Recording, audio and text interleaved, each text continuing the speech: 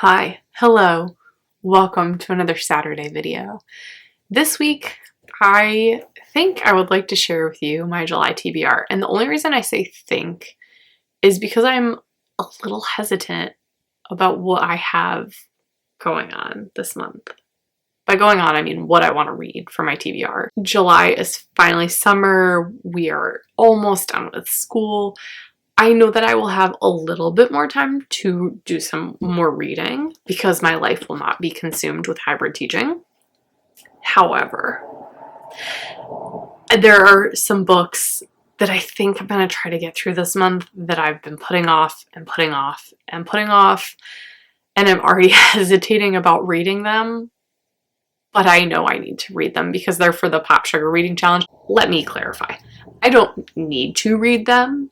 However, I am very much a complete the challenge as accurately as possible. Plus, I also made a goal for myself for this year to clear as much adult stuff off of my shelves as possible because I just want it gone and I want to put it somewhere else where it's not sitting on my TBR. So, there are some books that I just am dreading a little bit. I hope that they're not terrible, but we'll see. Now, don't think that this is all like dreary and awful and I'm going to hate everything that I have for the month. Please don't think that. There are also some educational books that I'll be working through because I tend to do a little bit more PD reading in the summer. Especially this summer, I want to try to rejuvenate myself for next school year and make myself feel a little bit better. And there are some really awesome book clubs that some of my teacher friends are putting on. I'm putting on one. So there is some stuff I am looking forward to. But I feel like it's already kind of working itself out to be a really dense July. But that's okay because June was really lighthearted and YA focused, right? Balance. It's all about the balance. I think what I'm going to do is start with the education stuff because I am, to be honest, a little bit more excited about that at this point, even though I shouldn't be because this year was hell on wheels. I'm kind of looking forward to them because there's some really great texts that are going to just help better next school year. I'm pretty positive. Plus, they're run by some pretty fantastic people. So let me talk about those first. So with the 3 books that I'm going to share, I'm not gonna read them like boom, boom, boom, I don't think. I can kind of hit them in bits and pieces, which is making it a little bit more tolerable for me as well because I can dabble here and there and take some notes and then come back to it a different day. I don't feel as obligated to have to sit and like read it cover to cover. The first book club that I have joined is run by my dear friend Michaela, and she is working through another anthology. We did one last year, and I'm not gonna lie, I didn't finish last year's book. It is still sitting on my shelf, half read. I really don't know why I didn't finish it. I just didn't finish it. I don't really know. I have no answer for you. Anyway, this one I'm pretty excited about because this is all about mental health. It is called Don't, in parentheses, Call Me Crazy. It is 33 voices start the conversation about mental health.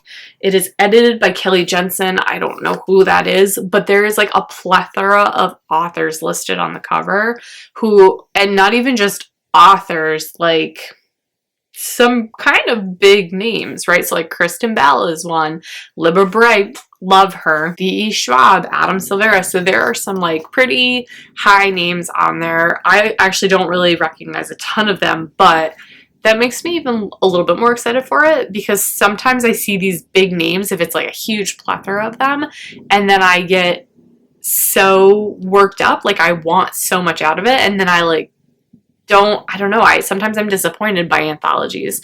This is one that I'm really excited about though because of that conversation of mental health and maybe trying to bring some of these short stories into the classroom next year because obviously we know that mental health is like a big deal with our students right now coming out of a pandemic that has lasted for 1.5 years.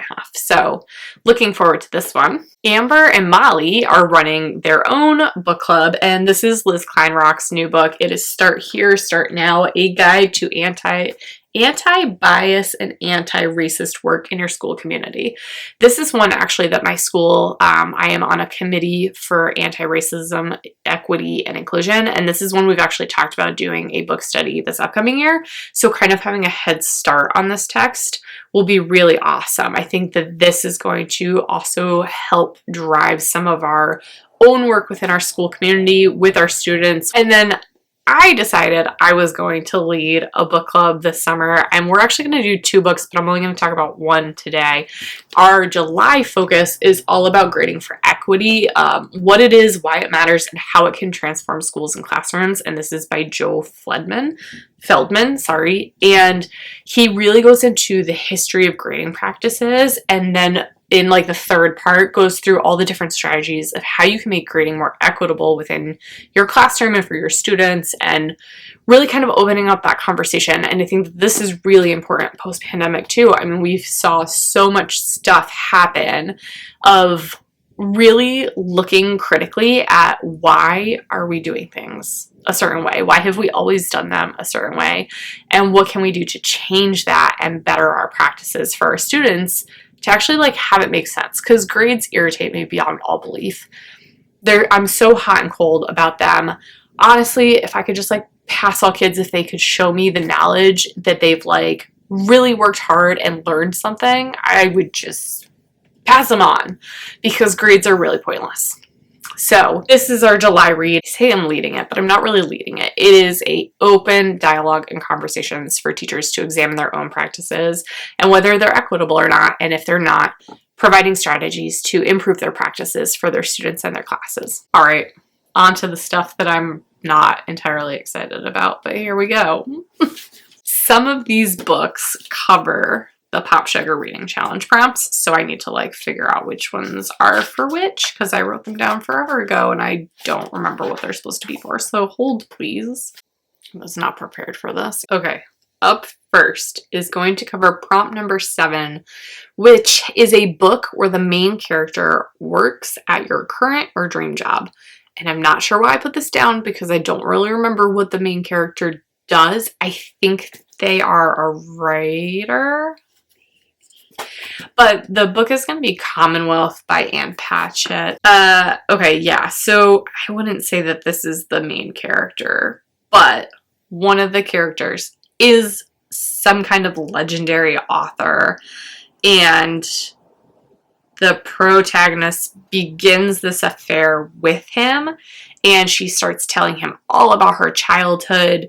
There are 6 kids, 4 parents. I don't really know. I really don't know anything about this. I don't really know why I have it. I think I bought it years and years ago just because it was a buy 2 get the 3rd free, and why not? Everyone was talking about it. Okay, so she's explaining to him the story of her siblings and her family, and then basically their childhood story becomes the basis for a new story of him, and the book becomes incredibly successful. And it forces the kids to come to terms with their losses, their guilt, their deeply loyal connection that they feel for one another. So, I don't know how I'm going to feel about this. I feel like I'm probably not going to care for it, because I'm finding more and more I don't really care for adult fiction. So this is going to be a really hard month for me. Someone's got to keep me motivated. It says it was a best book of the year. It's got all these different awards, but after reading American Marriage with the awards, like that won the Women's Prize for Fiction, and I hated that book. So I shouldn't say hate. I very much greatly despised that book. It was not my cup of tea. I hope that this one will be tolerable. I have an arc of this. I think it came from a friend. This is called The Winter Guest, and it is by Pam Jenoff. And this fulfills the travel prompt. The country you want to travel to. Hold on, let me find it. A book set somewhere you'd like to visit in 2021. I think I was grasping at straws here, but it's prompt number 30. This takes place in Poland. My mom's side of the family is incredibly Polish. It was just a book that was not set in the US. But I do believe that this takes place during World War II, I think. Yes. Our protagonist is an impoverished 18-year-old. oh, sorry, there's twins. There's two of them who are raising their three younger siblings in rural Poland during the Nazi occupation. And Helena, who is one of the twins, ends up finding an Allied paratrooper stranded outside of their village. And she hides him, who is a Jew. She risks her safety. She risks her family's safety. She is forced to contend with the jealousy that her twin Ruth is experiencing, that she is putting so much time and effort into caring for this ally who, you know, she kind of, it sounds like she doesn't want him in their house. She just wants him to go, right? Because she's trying to protect her own family. I'm not a huge fan of historical fiction. It depends. It really, you can tell I have so much love and desire for all of the books that I've selected to read this July. I got nothing. It will hopefully be okay. I've never heard of it before though. So for prompt number 27, which is a book about do-overs or fresh starts, yes, I know. I did read The Midnight Library for our January read.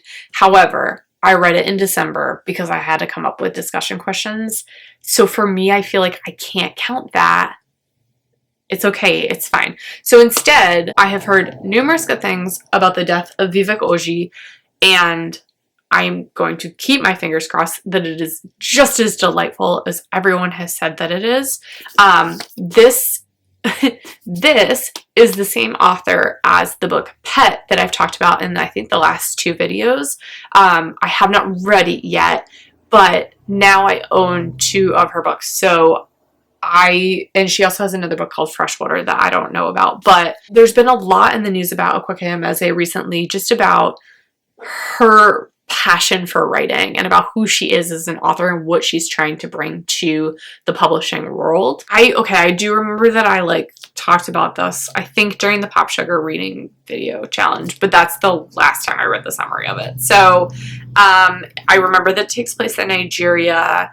There is a mother who opens her front door and discovers that her son's body is wrapped in colorful fabric at her feet. I think I remember something about he had committed suicide maybe after coming out. I don't fully remember. It is about loss, and it takes place from adolescence into adulthood and the transition of figuring out your own identity. One that I have seen quite a bit around and have heard that it is a lovely read, though it is a very sorrowful read. I have a little bit more hope for this one. One of the things that stands out to me the most is on the inside. It says, what does it mean for a family to lose a child that they never really knew? So there's obviously a lot of hidden secrets kept to themselves, and then has kind of become unknown maybe past death. All I can say is that I am not doing this video any justice in any way, shape, or form today.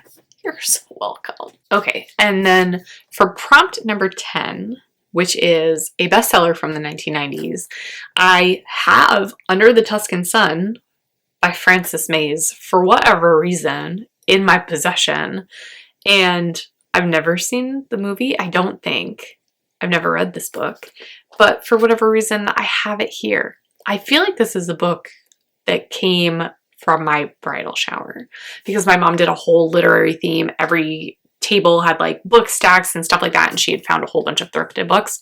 I think that's where this came from. This seemed like maybe it would be a good summer read. Is this a nonfiction book? Oh my god, it is, isn't it? I'm pretty sure that this is nonfiction, and I didn't realize that, and this is like a double whammy for me of adult and nonfiction. Whew. Okay. I'm hoping it will be a delightful summer read.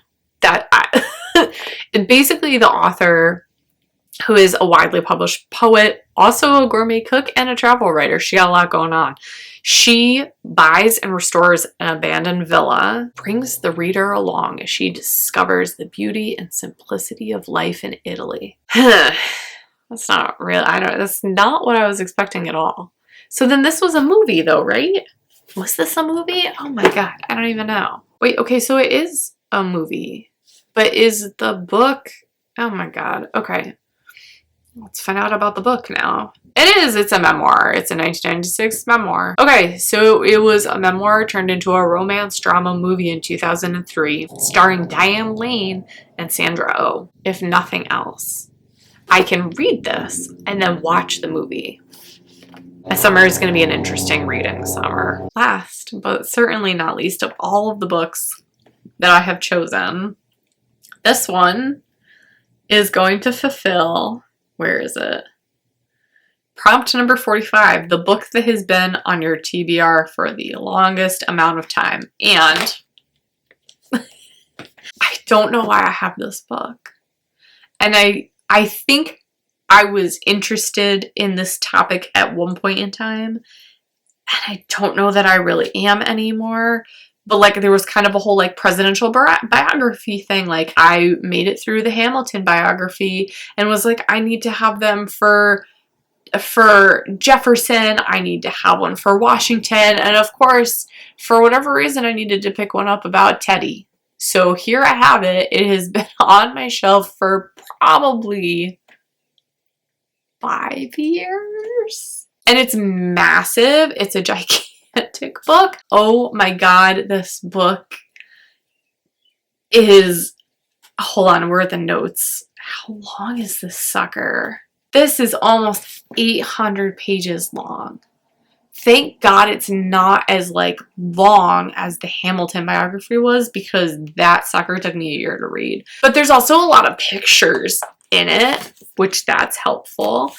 And fun fact, I recently found out that Teddy Roosevelt at one point in time came and visited the town, the very rural town that I live in, and had a picnic in the area, and there is now a plaque at that place where he had the picnic. So part of me is kind of hoping that it's mentioned in here, but that's kind of really the only reason that I want to read this. The other problem is going to be in my head.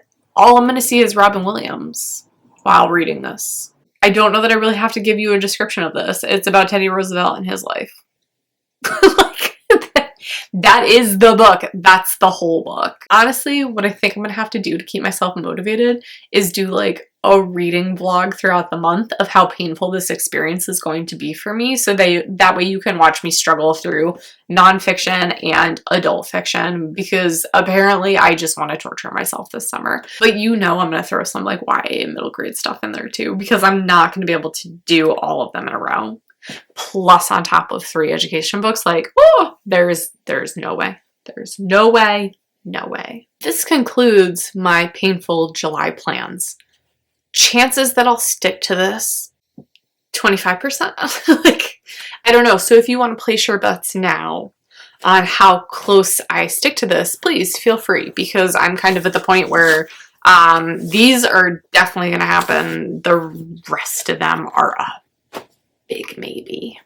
Anyway, thank you so much for sitting around and sticking through this, what is probably going to be an incredibly painful July for me, reading wise. And if there's any of the books that you have already read or you'd like to read together or want to talk about at some point, I would love to reach out. I'm very excited to collaborate with my teacher people this summer on these 3 books.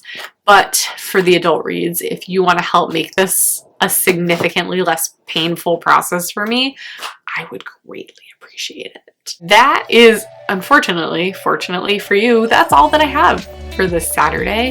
Thank you for sticking around to watch my painful reading plans, and I will see you next Saturday with a brand new video that is hopefully a little bit more interesting and worth your time than this hot mess. Bye.